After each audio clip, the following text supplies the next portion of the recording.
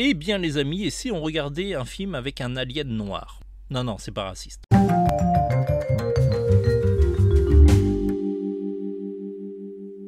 Hello les amis, j'espère que vous allez bien. Nous revoilà pour une vidéo critique, ça doit être la troisième en très peu de temps. Et il s'agit de Venom, deuxième volet, Let There Be Carnage. On a eu la chance de voir le film en projection presse. Et on va essayer de vous dire ce qu'on en a pensé avec le minimum de spoilers possible, même si on va vous parler quand même du speech du film. C'est la suite de Venom. Le symbiote est toujours dans le corps d'Eddie Brock. Et il se trouve qu'ils vont faire la rencontre d'un serial killer qui a envie un petit peu de se confesser, Cletus Kasady. Les choses ne vont pas se passer de manière nickel, sinon il n'y aurait pas de film. Et d'une certaine manière, Venom va faire un bébé qui va se retrouver dans le corps de Cletus Kasady. Carnage. Autant Venom n'est pas très dangereux parce que Eddie Brock essaye un petit peu de canaliser le symbiote. Pour Cletus Kasady, c'est beaucoup plus compliqué parce que c'est un serial killer et il a des envies plutôt meurtrières.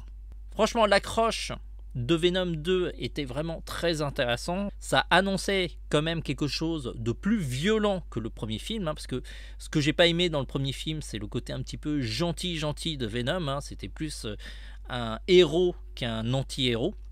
Et donc, dans ce film, Venom est beaucoup plus anti-héros. Et ça, c'est le côté positif de ce film. La dualité entre Eddie Brock et Venom est encore plus grande et leur cohabitation est encore aussi plus compliquée. Je n'ai pas trouvé que les effets spéciaux étaient extraordinaires, mais le rendu reste correct, ça passe. La faiblesse du film reste quand même son histoire qui tient vraiment sur un post-it. Et puis la promesse d'une méga tuerie avec Cletus Kasady et Carnage est un peu gâchée avec une amourette qui sort un petit peu de nulle part et qui a du mal à être crédible. L'acteur Woody Harrelson qui joue dans True Detective et dans Venom qui fait Cletus Kasady, il est vraiment en termes d'apparence extraordinaire, il fait peur. Malheureusement dans le film ses actions c'est plutôt un moineau, il fait pas énormément de choses vilaines, même s'il en fait un peu quand même. Autrement, la bonne surprise, c'est l'usage des personnages du premier film, dont l'ex-petite copine d'Eddie Brock, incarnée par Michelle Williams, et aussi son compagnon, qui est vraiment une très très bonne surprise. Autrement, les autres personnages sont à oublier.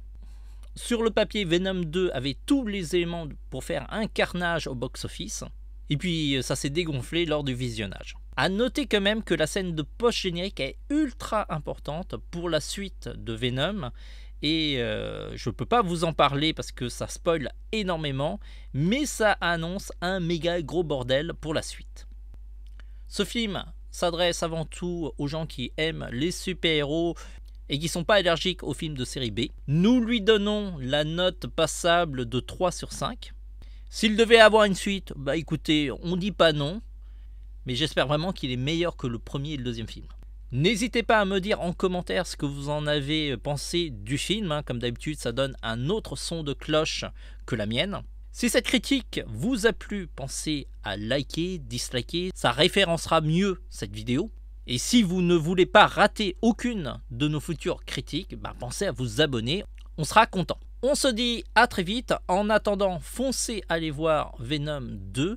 Sinon, on a sorti d'autres critiques. Et je vous recommande par exemple le film Oups, on a raté encore l'Arche, qui est vraiment très intéressant. Mais c'est un film d'animation un peu plus jeunesse. Ciao les amis.